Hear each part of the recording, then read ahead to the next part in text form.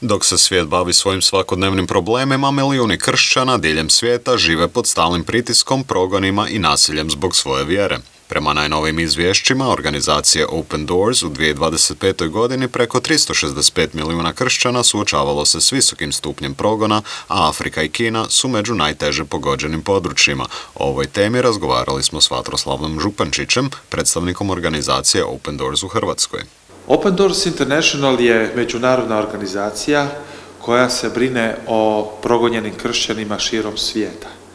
Nastala je sa vizijom još nakon Drugog svjetskog rata dosezanja kršćana izvan željezne zavjese. Dakle, onima koji su bili u komunističkom režimu, koji su bili pod restrikcijama. Vizija utemeljitelja, takozvanog brata Andreja, je bila dovesti Bibliju i kršćansku literaturu u mjesta gdje su kršćani ili pod pritiskom ili progonjeni.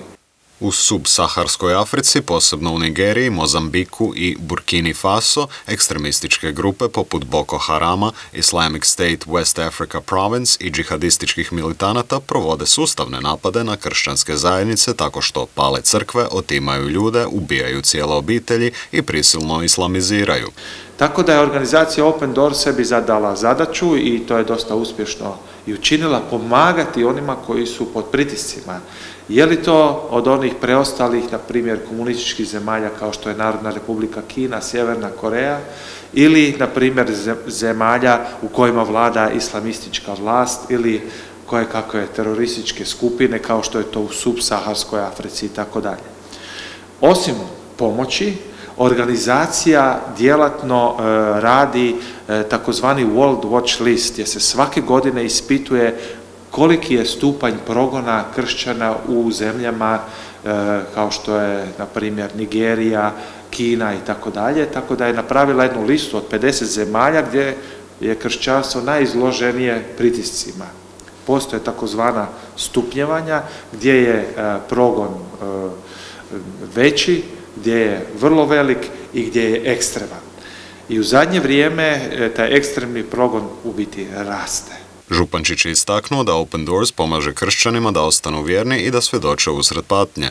Organizacija distribuira biblijsku literaturu u zatvorenim zemljama, obučava pastore za rad u podzemlju, podržava obitelji ubijenih i žrtve nasilja, te lobira na međunarodnoj razini za zaštitu prava na vjeroispovijest. Kada se napravi taj World Watch List, onda se to prezentira, dakle, političkim čimbenicima u, što kažemo, slobodnom svijetu i lobira se dakako za zaštitu tih ljudi, za davanje azila onima koji su uspjeli izaći iz tih zemalja.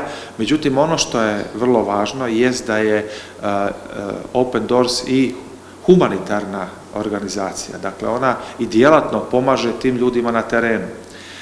S jedne strane molitvom, s druge strane i konkretno humanitarno, dakle materijalnim sredstvima, osobito, na primjer, pogođenima koji ne mogu, na primjer, ići u školovanje, koji ne mogu stječi nekakav zanat, njima se pruža mogućnost školovanja, nekakvog zanata, kako bi mogli raditi, kako bi mogli djelovati.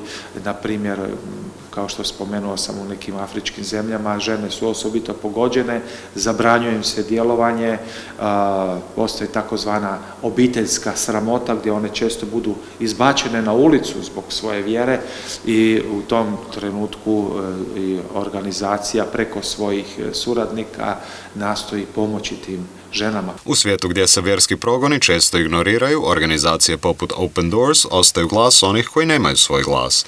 U Africi i Kini, gdje kršćani svakodnevno riskiraju svoj život zbog svoje vjere, ova podrška je dokaz da oni nisu zaboravljeni, jer u doba progona solidarnost više nije opcija, ona je časna dužnost.